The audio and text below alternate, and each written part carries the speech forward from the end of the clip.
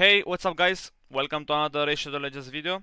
In today's video, I want to share an Amius takeover that I did today for someone. It's a very simple concept and a team in general. And on this team we have Morrigane, Gurda, Netril, Arbiter and Maud. Basically, Morrigane is doing heal reduction, protected. She's kinda, I think, only one and yeah, the few ones that can do this way. If you don't have her, you can put someone like who does like heal reduction. We have here Pintroes in here or whatever, Apex ones and things like that for second form. If you struggle, okay. And we have two here. They are poison damage dealer, Gurda and Netril. You can put anything, you don't need to put them. In general, if you have something with 6-star brimstone here, could be insane. You just need 6-star or 5-star, whatever brimstone, because this helps you to do the boss faster, to kill faster, which is massive. And we have poison from Netil, so yeah. We got here Maud. Maud is doing revive and she's doing cleanses. If you don't have her, which probably is, yeah, it's a bit hard to get, but if you don't have her, you need someone else that can do block debuff. Or if you don't have block debuff, you want something that has passive that can cleanse entire team. For example, Doom Priest, Tuhanarak, and her. Yeah, these three are the options, but on this rotation she's the option. I seen for block debuff like Hakorn, probably Maneater, something like that. You have some options from Epics too. You have just to find them. And Arbiter should everyone have. It's not that impossible. And yeah, let's jump to the run.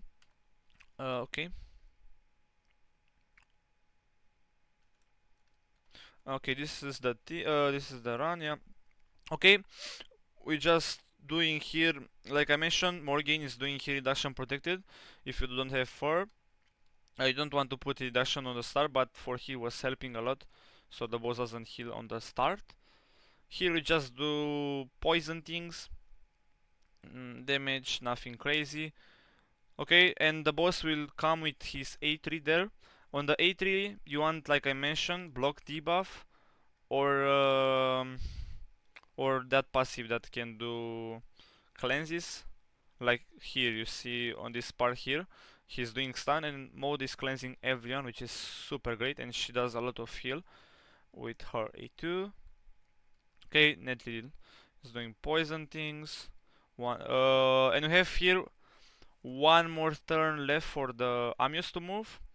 And here, if you have something with decreased attack, will be massive. On the Maud, I didn't want to bring accuracy because probably sometimes when the boss doing A3 with stun and things like that can do from debuffs and buffs, and I didn't want to increase attack on that fight. So yeah. Okay, A3 of the boss.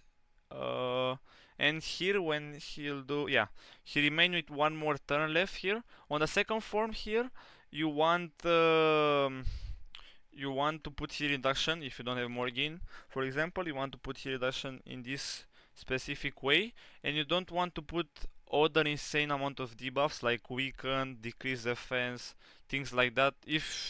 Because if you put insane amount of debuff and you have a lot of HP on your champions left, the boss will trigger his AT with stun, AoE, and from debuff he'll place buffs. You have to keep that in mind. And other thing, he'll prioritize his A1 now on the champion with the lowest HP. And if you can bring that lowest HP with the highest defense plus the blessing, 5 or 6-star is massive because you lower the value of the boss, so of the boss damage, so that is super massive. Okay, and here we just do this way. Okay, Nether is doing poison damage there. For me, Nether did survive here, but it's not always the case. I could have made Kurda because she's 6-star, the lowest HP, but I didn't even need it.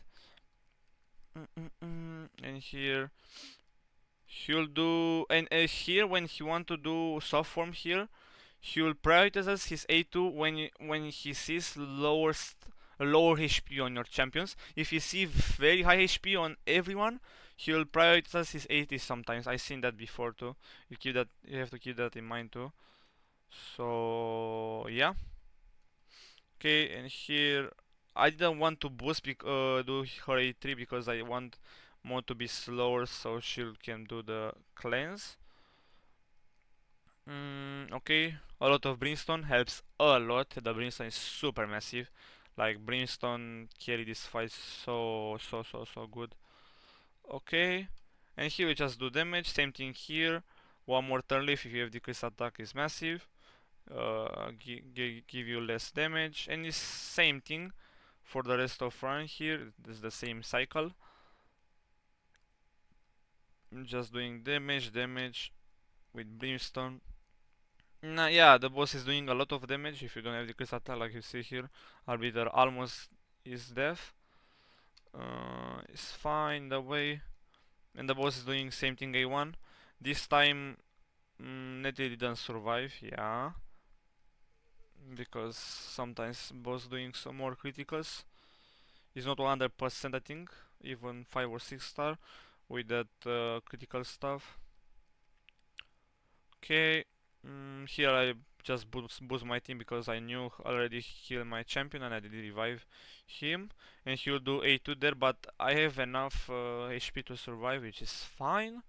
And here I just do pure damage until his death, but you have to keep in mind on the last part here with his HP, you need to be careful because with this type of combinations, with Brimstone Poison, like cheap damage, to kill him slowly, sometimes your cycle can go wrong and could take you more time to kill him because you want to kill him on the first form. If you kill him on the second form, he will just survive with 30 or 40% HP, something like that, which is not ideal. You'd want to win as fast as possible. I mean, not fast. I mean, yeah, the safer way. Okay, and here, yeah, was a bit almost close to revive him. If you have like block revive on this form, Lydia is another options, but in other rotations, or Rotos or something that can give block revive on the last part. It's super massive. Yeah, here Arbiter did die, but because even the boss is targeting the lower his max HP, but the second part he's targeting the lower HP available on the champion. In that case was Arbiter, so you have to keep that in mind too. Okay, and basically this was the run. Was almost close to boss revive there. As you can see, it was basically 1 HP. Uh, yeah, but seems to still work it when he did transform there, which is massive. And yeah, he was needed for Curse City mission here for Marius. If you can make this team is super great. If you can, you have some replacement here. It's not like 100% everyone needed here. They are like everyone is doing their job. Morrigane is doing heal reduction. You can replace her with whatever you have for heal reduction. Gurda and Etri are basically damage dealer with brimstones, poison, things like that. These two slots is basically damage. Or if you have struggle, you can bring only one damage with heal reduction and probably one more support here. You can bring instead of Maud block debuff or something passive that can do cleanses for that A3 of the boss. And Arbiter everyone should have. It's not that massive. Yeah, everyone should have Arbiter. Something with A revive in other rotation if you don't have far should be okay for you. Okay, and now I'll show you all of the stats here. Gurda is in regen plus feral. This is her total stats. You want to aim for everyone that does debuffs. 450. Arbiter and Maud didn't need for myself there. You don't really need for all of champions, but for damage there is important if you play this kind of comps. This is her bless relic. Was that golden elixir? Brimstone helps a lot. 5, 6 star is super massive. If you have lower, it's still working. 3 star, 1 star is still working, but it takes longer to proccing. Cycle of Magic, you want to avoid that on any champions because I had to retry it 2 times on this account because of that. He had on Ethereal, on an Arbiter he had Cycle of Magic, so I had to remove that. Molten Death Belt just to reach the amount of accuracy I need there. 450 like I mentioned. 417, super important. I think 450, 470 is enough. Regent Feral, same thing. One piece feral for accuracy and regen to survive longer. Arbiter, if she is the only reviver, if you don't have other reviver on your squad on this rotation, you can make her more tankier, a bit slower with regen, because like you've seen on the final part of the boss there, Arbiter was dying because she didn't have regen, so couldn't uh, she couldn't get more heals, so the boss was targeting her. Journal of Necrotos, super massive for healing Termiter, intimidating presence, just arena stuff there. Yeah, you want to avoid that. Mastery, and rest of them are fine. High Modern Mode, no masteries, you can bring something if you want, no books.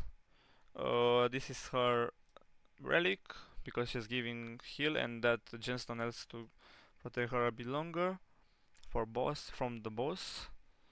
Yeah, accuracy she didn't have. You can probably make some accuracy on her if you have her and want to play her. Or if you don't have her, you can probably go like one champion that can go decrease attack, and one champion instead of one of two Netril or Gurda if you want to be more. It's more longer run, but to be more safer in a way to kill the Amius block debuff champion or passive that can do cleanses. Okay, Morrigane, regen set here with one piece feral, same concept here, very tanky. Speed doesn't even matter that fast, could be 230, 220. I mean, yeah, should be okay that way. Orbo Transfixion didn't even matter this one, just for extra stats to be more tanky. She doesn't even have books. That passive is only for that passive I used her here.